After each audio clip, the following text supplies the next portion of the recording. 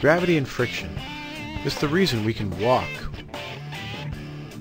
run, stop, or land a trick.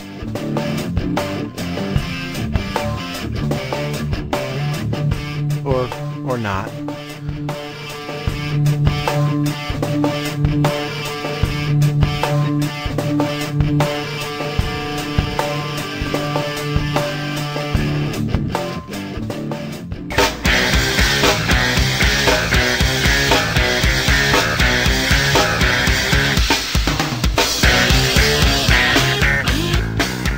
Friction is a force that exists when two surfaces rub up against each other. Friction occurs in the opposite direction of the motion of an object. So, as this book moves this way across the floor, the friction is acting in this direction. This force will slow the book down and eventually cause it to stop moving at all. In class, we addressed 3 different types of friction: sliding friction, rolling friction, and fluid friction. The first is sliding friction. This occurs when two surfaces rub up against each other. As this block of wood is dragged across the table, there's friction between them. The spring scale shows that there's about 0.3 newtons of frictional force between the surfaces. Now there are a couple of variables that can change the amount of friction between the surfaces. One factor is how hard the surfaces are pressing together. So if I add some weight to this block of wood, the amount of force it takes to move the block across the table has increased. Another factor is the surface itself.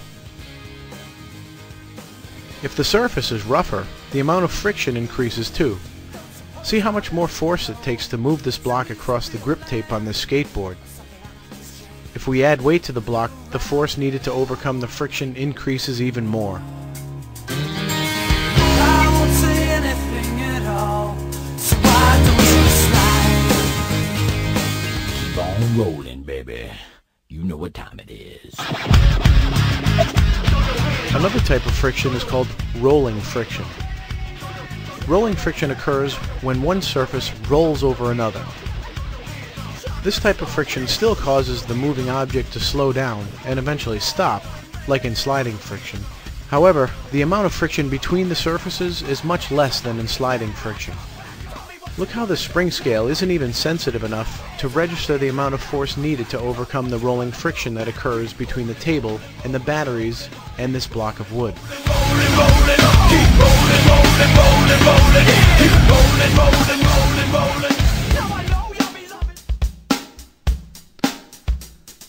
The third type of friction is called fluid friction.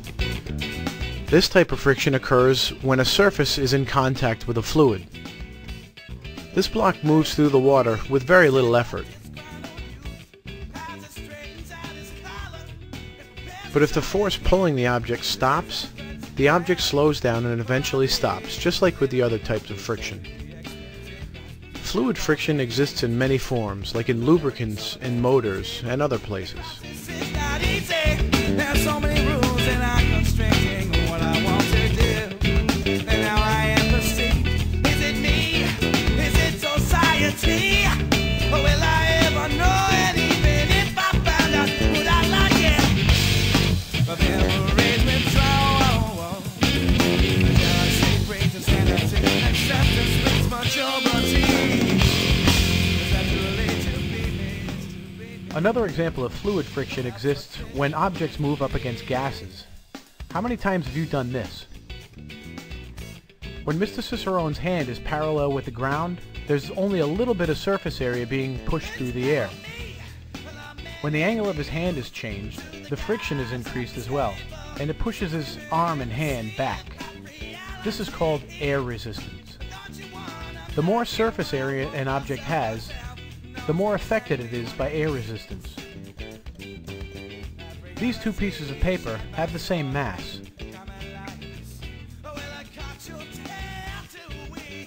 But the balled up piece of paper has much less surface area, so it's less affected by the air resistance. The velocity of the object also affects the amount of air resistance. As Mr. Joubert drives slowly, Mr. Cicerone's hand is hardly affected when he changes the angle. When Mr. Joubert speeds up, Mr. Cicerone's hand is affected more because more air is pushing up against his hand.